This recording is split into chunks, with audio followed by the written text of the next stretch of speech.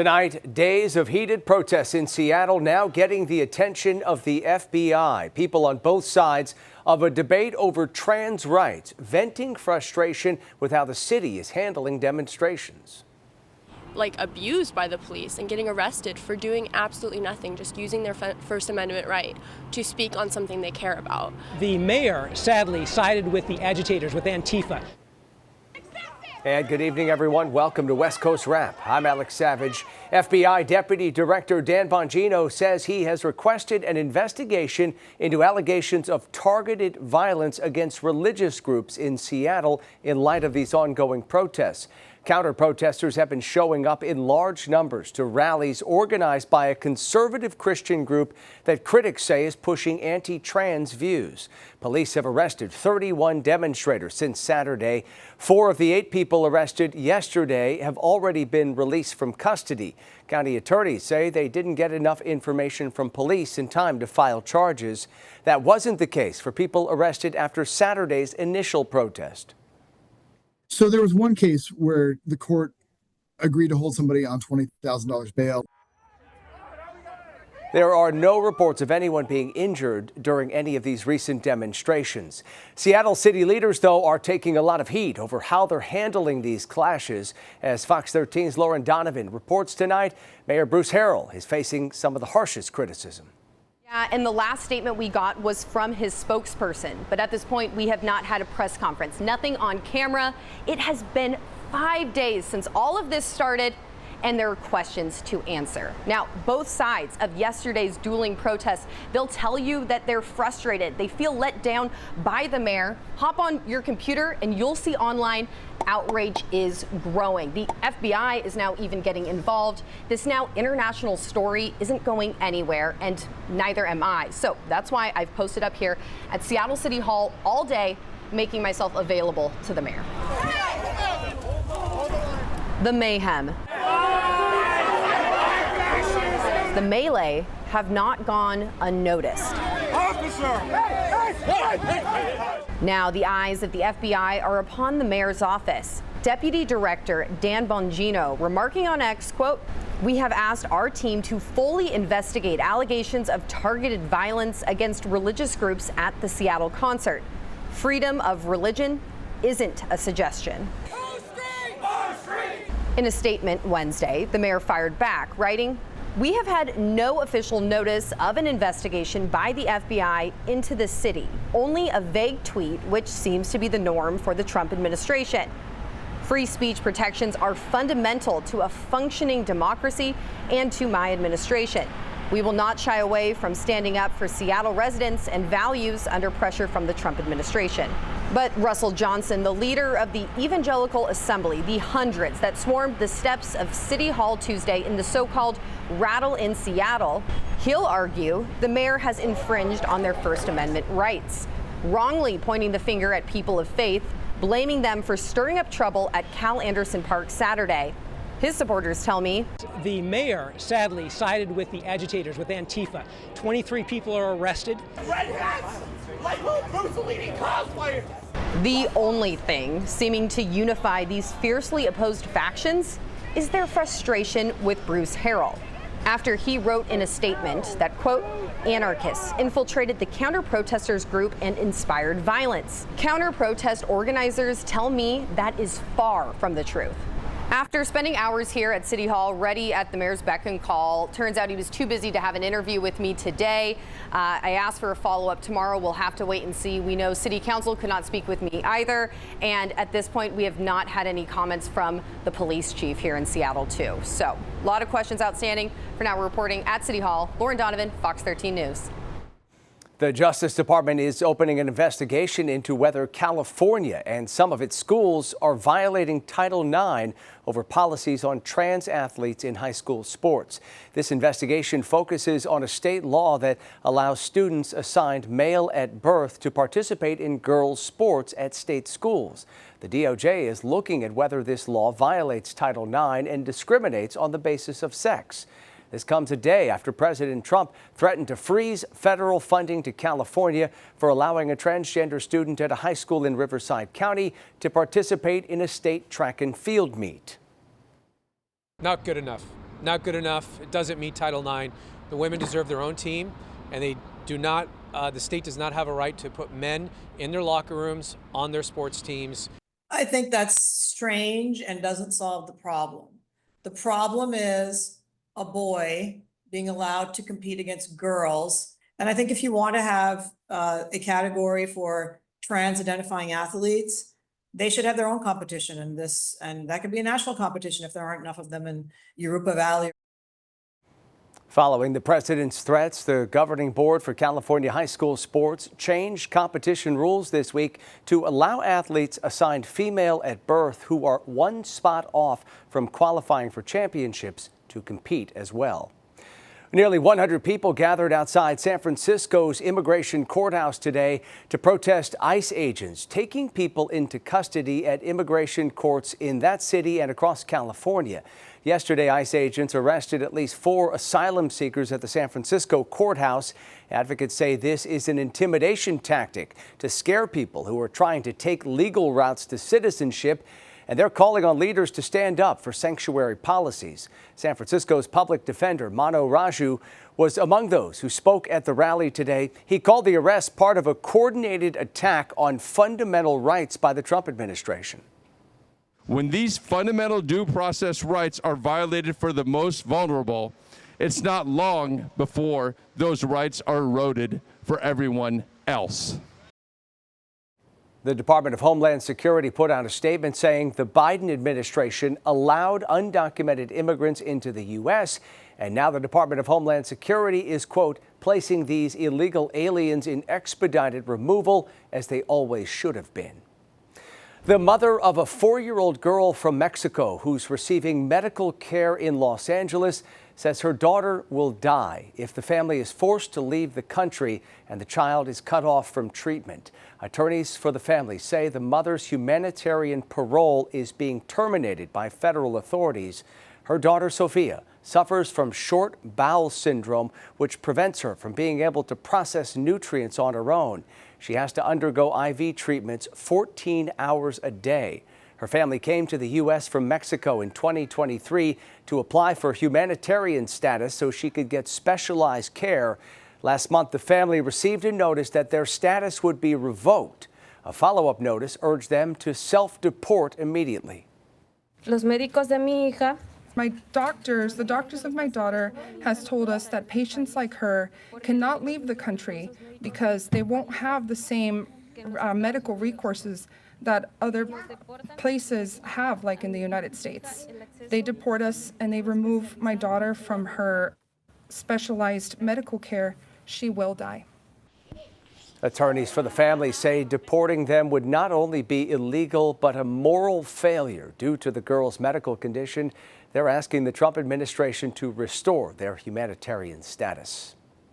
Up next tonight here on West Coast Wrap, a man's shirt triggered festival goers in Las Vegas. Tonight, see how the angry crowd tried to force the man off the event's grounds.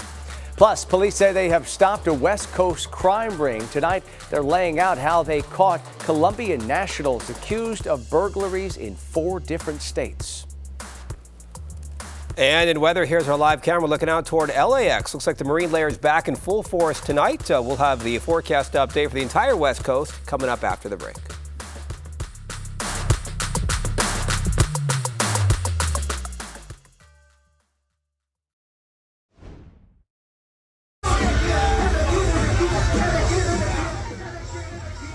Video circulating online shows a festival crowd in Las Vegas confronting a suspected white supremacist.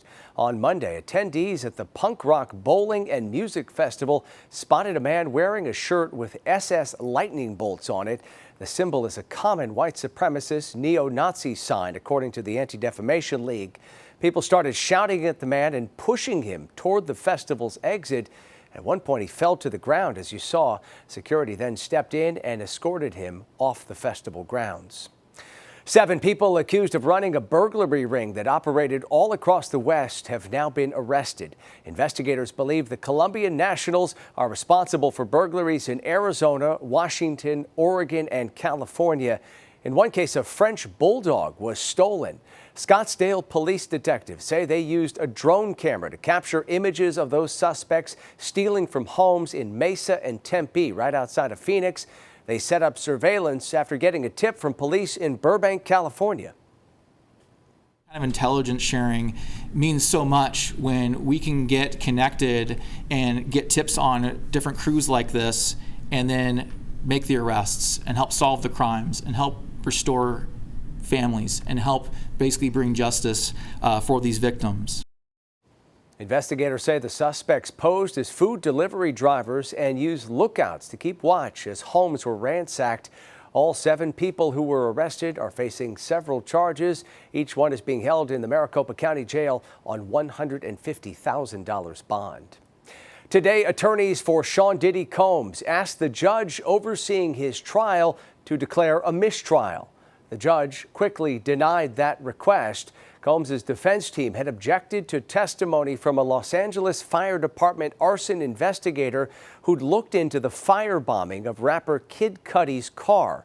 The investigator confirmed some fingerprint evidence had been destroyed in that case, and defense attorneys believe prosecutors were suggesting that Combs was responsible for the destruction of evidence.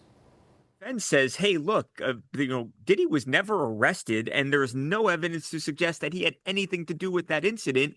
So they say that that has essentially prejudiced the jurors. And although a judge can tell them to disregard whatever testimony they heard from Cudi or from the fire investigator, the reality is that you obviously cannot unring a bell. And because of that, they actually, for the first time in 3 weeks of testimony, asked for a mistrial. After that testimony today from the arson inspector, the judge did tell the jury to disregard the exchange about fingerprint evidence. Combs' trial on charges of sex trafficking and racketeering will enter its 12th day tomorrow. The future of U.S. cybersecurity was the focus of a congressional hearing that was held at Stanford University today. House lawmakers brought the discussion to Silicon Valley, emphasizing the importance of private innovation to help protect U.S. interests. The hearing comes just as the nation's top cyber agency is facing deep cuts.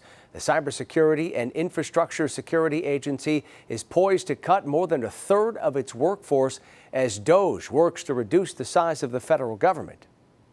Personally seen how CISA has lost its very best. In the face of increasing threats, we can't undermine the capacity of America's cyber defense agency and its ability to attract and retain the best technical talent. Witnesses today included former National Security Advisor Lieutenant General H.R. McMaster. He stressed the need for the United States to take a more aggressive approach to cybersecurity, saying responses to attacks have been slow and inadequate. Let's shift gears now and talk about our weather here in the West because things are warming up. Temperatures already hitting the triple digits in some parts of the Southwest this week. And more extreme heat is on the way. It's a live look here at the Las Vegas Valley tonight, where an extreme heat warning is going to take effect this Friday. Let's bring in KTVU's chief meteorologist, Mark Tamayo, who is tracking this warm up. And you'll give us a sense, Mark, of how long this heat is going to stick around. Hi there, Alex. Yeah, it still looks like talking about some heat, especially with the dew moving to Friday and into Saturday, with the temperatures, a few neighborhoods getting closer, even topping 100 degrees. You can see some of the highs from this afternoon. Phoenix, 103 degrees. Las Vegas in the upper 90s. You can see Sacramento, 87 degrees. And San Francisco, not so hot, only 60 degrees. But up toward the Pacific Northwest, actually another warm day today as well, with temperatures back up into the 80s. Now for the San Francisco Bay Area, heat advisory. This is for Friday with temperatures in the 90s, and the hot spots could be approaching 100 or 102 degrees. So Friday, essentially for this part of the West, the hottest day of the week. This was San Francisco today, showing you some of the marine layer clouds, and temperatures only 60 degrees this afternoon. Tomorrow we begin to warm things up a bit. In the Thursday forecast, this was Seattle, a warm day. Temperatures in the lower 80s. We are expecting a big drop off in the numbers tomorrow with more clouds and shower chances. Temperatures cooling off a good 10 to 15 degrees for tomorrow. And then this was Phoenix, showing you some scattered high clouds out there. The temperature topping 100 degrees this afternoon. For tomorrow, as you can see up in or down in the Phoenix area, temperatures will be approaching the upper 90s. So it could be just a touch cooler compared to today, which is still approaching 100 degrees. degrees. Here's a satellite where we have some clouds up in the Pacific Northwest, so we could be talking about some showers with this system coming on board. Already, though, we have some rain showers right around the Denver area, so a bit of an unsettled pattern for that portion of the west. And then down to Southern California, we have the marine layer clouds setting up camp already for tonight into tomorrow. So we will bump up the shower chances up in Seattle for tomorrow. Unsettled for the Denver area. Phoenix close to 100 degrees. Warming up for San Francisco, approaching the upper 60s, and another warm day in Southern California as well. So here is the forecast model, as you can see here. And there we go at the clouds, and the green showing up towards Seattle and Portland tomorrow morning. We could have some high clouds closer to Arizona, maybe approaching southern Nevada as well. And this is tomorrow afternoon as well. Looks like another round of some more showers and possibly some more thunderstorms out toward the Denver area. So here's kind of the breakdown, as you can see, over the next few days.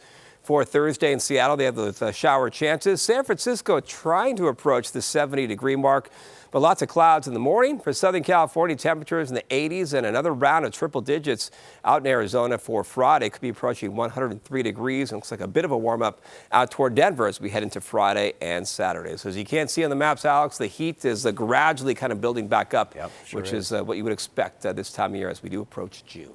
All right, Mark, thank you. Yeah.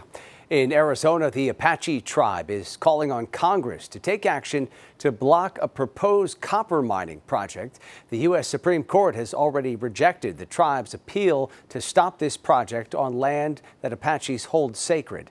Congress could reverse a 2014 land swap that authorized the project in Pinal County's Oak Flat area. As Fox 10's Lauren Clark reports tonight, the Trump administration is ready to fast-track that mining operation.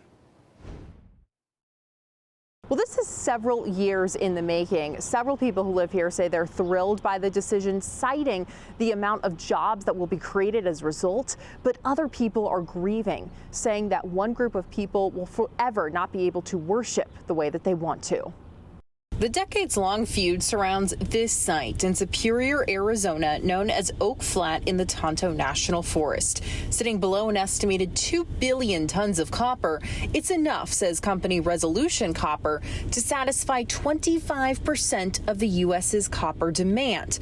But it's also the site that Wensler Nosey Sr., the former chairman of the San Carlos Apache tribe, calls sacred. It does go through and it's destroyed. It's one of the greatest sins of the world. Talking with Fox 10 back in 2023, Nosey explains the land is connected to coming-of-age ceremonies and similar in sanctity to St. Peter's or the Wailing Wall. If the mine is built, he said worship would never be the same for his people. A native fight, it's an American issue. For years, Nosey and nonprofit Apache Stronghold challenged the federal government's transfer of Oak Flat to Resolution Copper.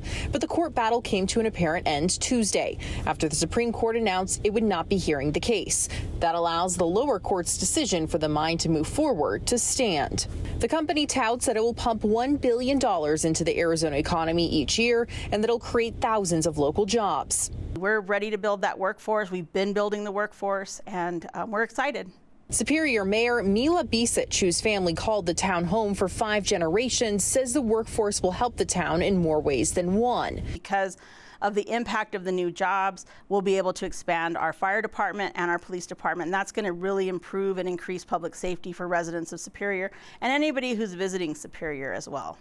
At Bella's Cafe downtown, owner Nancy agrees. I know there's a lot of touchy subjects going on. It's a lot of concerns. I honestly feel that it's going to do good for the economic growth of Superior, the infrastructure, everything involved. But in his dissent, Justice Gorsuch, joined by Justice Thomas, argued the court declining to hear the case was, quote, a grievous mistake that would have consequences that threaten to reverberate for generations. Adding in part, just imagine if the government sought to demolish a historic cathedral on so questionable a chain of legal reasoning. I have no doubt that we would find that case worth our time. Faced with the government's plan to destroy an ancient site of tribal worship, we owe the Apaches no less. And the federal government says it intends to transfer over the land to Resolution Copper soon, around June 16th. Reporting here in Superior, Lauren Clark, Fox 10 News. Coming up tonight here on West Coast Wrap, get ready to pay a little more to vacation in Hawaii. Tonight, what's bumping up fees for hotels and other tourist services on the islands? Also, we'll introduce you to a Utah student with serious spelling skills, how she's preparing to win this year's Scripps National Spelling Bee.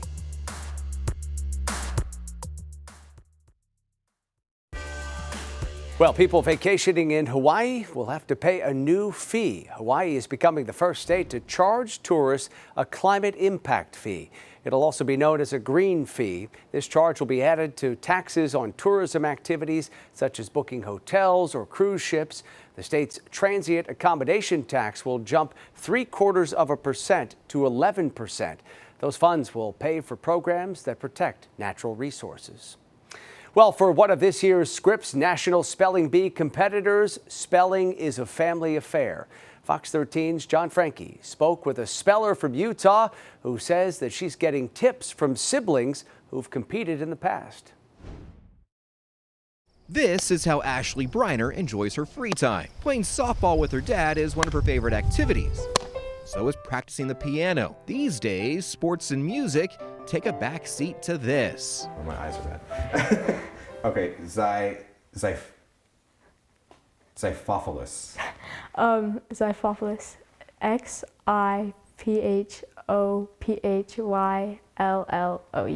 That's correct. Ashley is studying to compete at the Scripps National Spelling Bee. There are more than 1,000 words on the study list. Ashley knows she'll get at least one when her name is called, and that's why she spends hours studying, memorizing, and analyzing every letter. When I'm not studying, I feel bad because I'm like, that 5 minutes could help me determine if I get that one word. She knows the value of studying and has seen the results in her own home. When Ashley was a young child, 3 of her brothers advanced to the National Bee. They inspired me because I just saw their hard work, and it was really interesting to see how much time they put into it, and it made me feel motivated to do it because if I knew they could do it, I knew I could do it as well. And do it she can. Now it's Ashley's turn in the spotlight and her chance to put those hours of hard work and a little inside knowledge from her brothers. A lot of times they say to study like root words because different words mean different things. They can help you spell it and also like learn different tricks that different languages have. To the test against some of the nation's brightest young minds. Working hard but also believing in yourself because like at the first bees, I knew I had a lot of the words down, but I wasn't really confident in myself. But then once I started being confident, I think I started to be less nervous and spell my words even better. For Ashley, that confidence, or should we say confidence, abounds. Unguiculate. Unguiculate. Unguiculate.